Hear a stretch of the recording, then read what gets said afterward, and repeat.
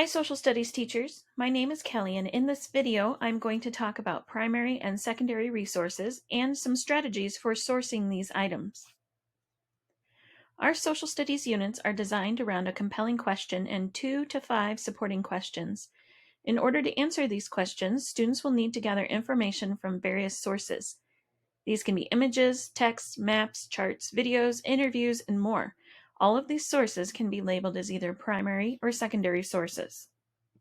So what is a primary source?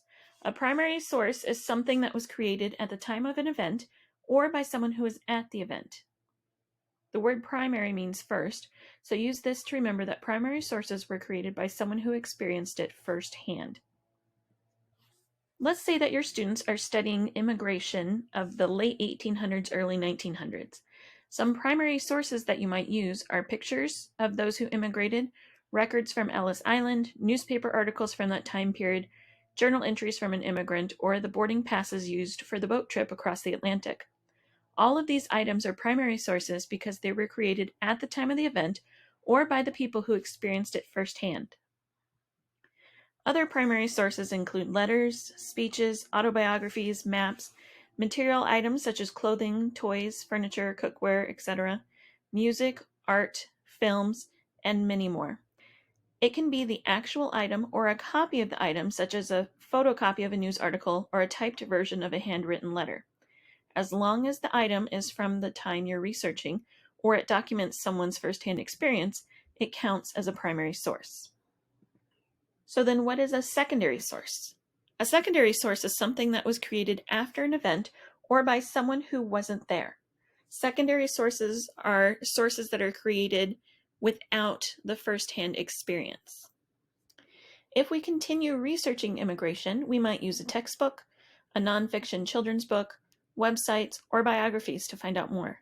Since these items were created after the event, or by people who did not experience it firsthand, then these are secondary sources.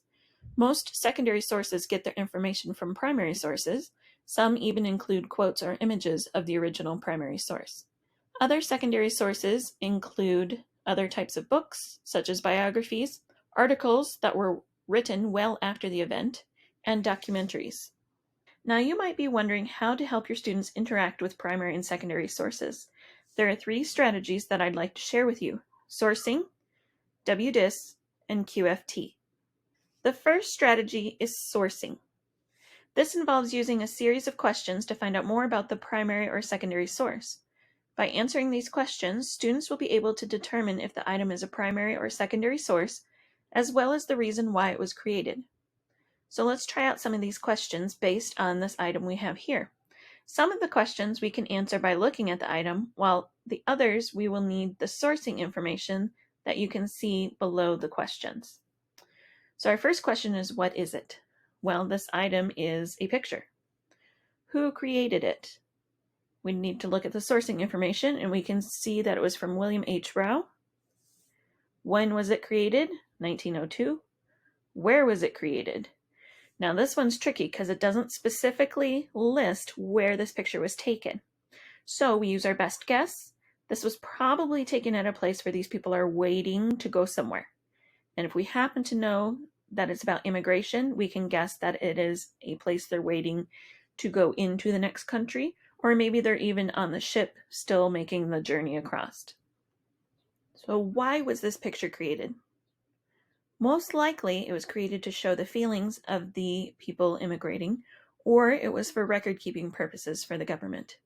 How was it created? The obvious answer is that this is a picture, therefore it was taken using a camera. Now we know that this is a primary source since the picture was created during the event. We would want to continue to research this picture in order to find out stronger answers for the ones that we didn't have the complete information available.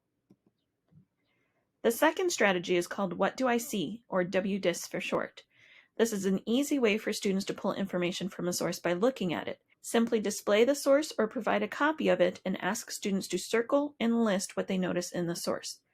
For example, in this source, I see several people sitting in the middle. There's a man lounging here. We have blankets, headscarves.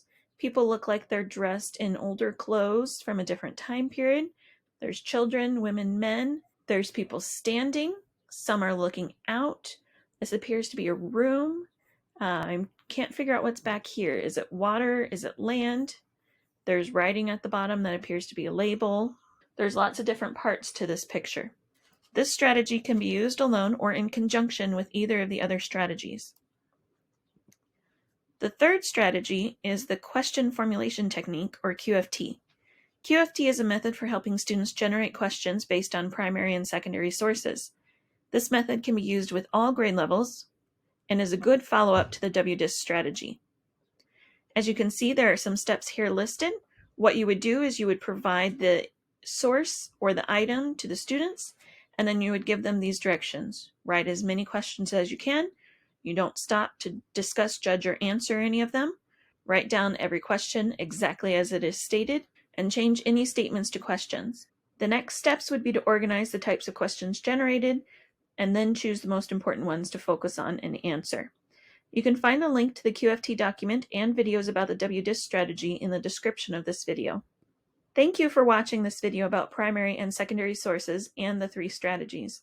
Be sure to check out the other K-12 videos in this playlist and the links in the description. Please reach out to your PLC leader, instructional coach, or curriculum facilitator if you have any questions or would like some more information or support.